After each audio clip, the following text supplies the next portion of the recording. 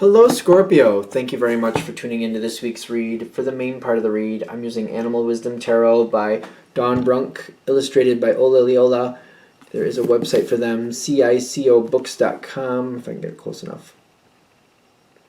Supportive Oracle cards, Energy Oracle cards by Sandra Ann Taylor. It's a Hay House product. I didn't see a website in the outside of the box, but I think if you look her up by her name and her deck, I think you easily find it. I could have swore she had her own website, but that's a 2013 publication, print, whatever you want to call it. So things could have changed since then.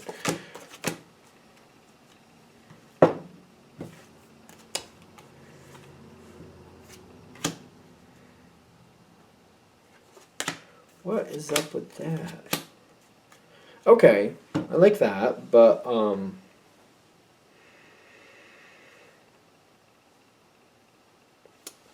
sometimes the Scorpio energy comes in with a phoenix feel to it, and the phoenix is a beautiful bird, right? But the thing is with the phoenix is it has a cycle. It burns bright, burns out, crashes to the ground, builds up again, burns bright, burns out. It's got a cycle to it, okay? And this feels similar to me. Okay. I don't think of Scorpio as anybody who really wants sugarcoating anyway, so I'm just going to go with what's coming in, and we're just going to roll with it. You made a choice. This is a choice you made in the past.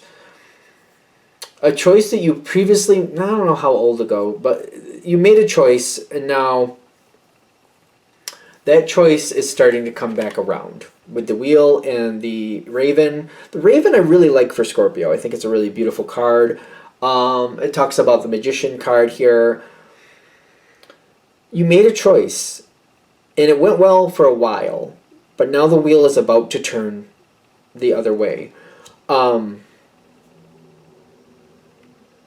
There's good and bad with this, because I'm getting the wheel, but right with the wheel, the tower comes in the environment. Like, it went well for a while, and now it's about to turn the other way. Like, I can't sugarcoat it. I don't think most Scorpios that I know, they're not looking for a sugarcoat situation.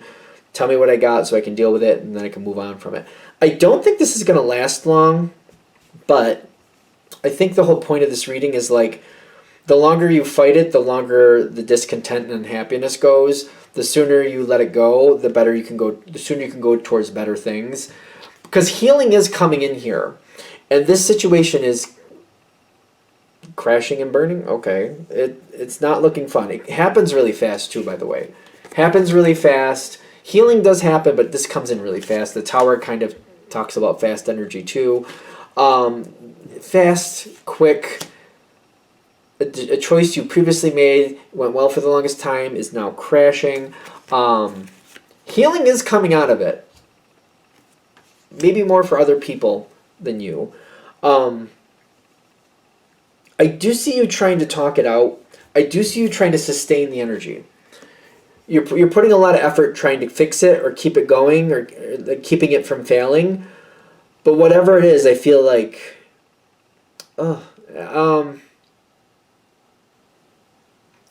I don't know, this is going to make me sad though, but I guess I can talk about it. Like my dog, I had my dog Feral earlier this year, back in March. He had some failing health issues. This kind of reminds me of that. I could have tried to push it longer, but I was afraid that if I did that, it could get worse for him. So they gave me the choice, like, you could either, put him down now or see how it goes, and maybe we can check back in a couple months and see how it goes. But I just couldn't play the odds with him, because I loved him too much. I still do. So it's one of those things, kind of like, you could try to stretch this out, but like, again, looking at that same analogy, he wasn't going to get better. It's just how much longer it was going to last. And I feel like this is the same type of situation. Like, it's not going to get better. It's not going to go back to the way it was. It's just, how long can it last, and how bad will it go if you try to drag it out? Take it with a grain of salt. These are general reads. This is a rough one. Oh, wow. Because I feel like you really don't want to give in on this. It's really hard. I think that's another reason I use that analogy. It's like, it's not fun. It's not easy. It's not something you want to make this decision. I feel like most of you can look at it and you know what has to be done. It's just kind of like you don't want to do that, but it's kind of like you know where things are going. And it's kind of like, what's the right decision to make? It's hard. It's very hard. The Ten of Swords is devastation. It's really hard to make the right decision here. Really, really hard. It also shows me that the situation, I feel like the healing doesn't really come in until you've made your decision. That's where the healing really, there might be some healing, but the healing doesn't really take root and really start happening until you make your decision. Then the healing comes in, the indecision is removed, because I feel like you're dealing with something where the situation itself doesn't seem to be making the decision itself. Like whoever you're dealing with, whatever you're dealing with, won't do it on its own. You have to be the activator. You have to be the one pushing it forward. And then the situation moves forward and does what it needs to do based on your decision. It's hard. Oh my God, this is hard.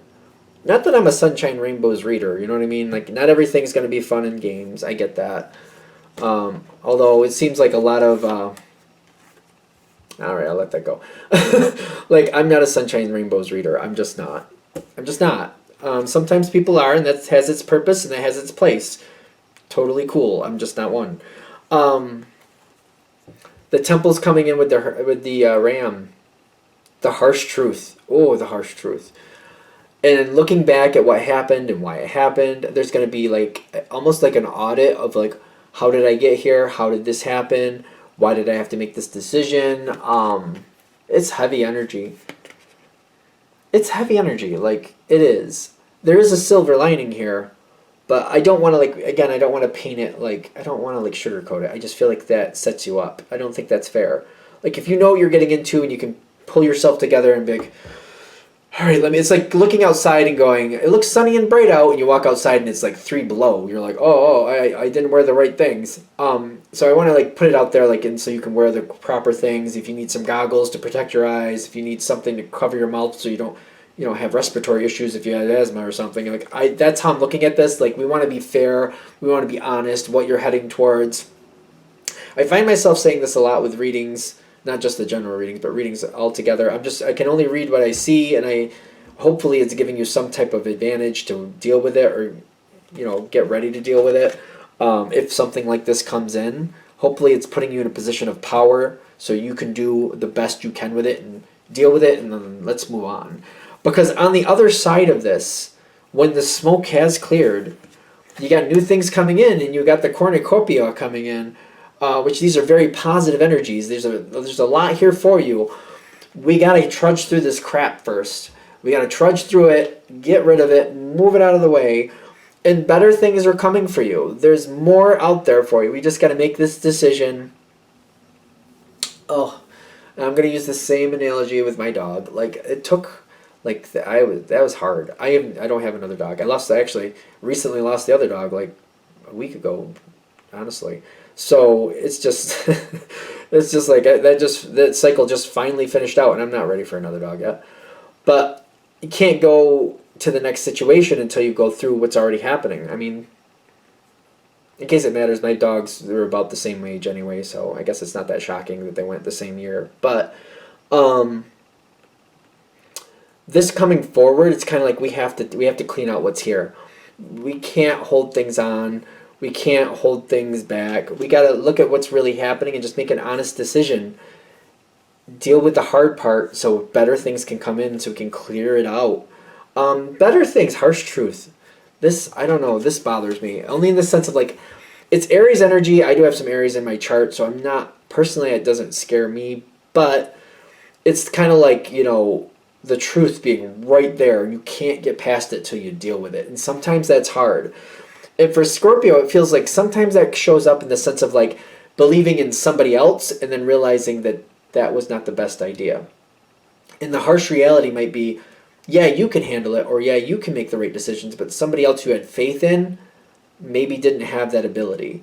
And sometimes that's a harsh truth, to see somebody else you care about in their harsh truth and be like, ooh, maybe I made some bad decisions thinking they could handle something that they really couldn't. Something along those lines.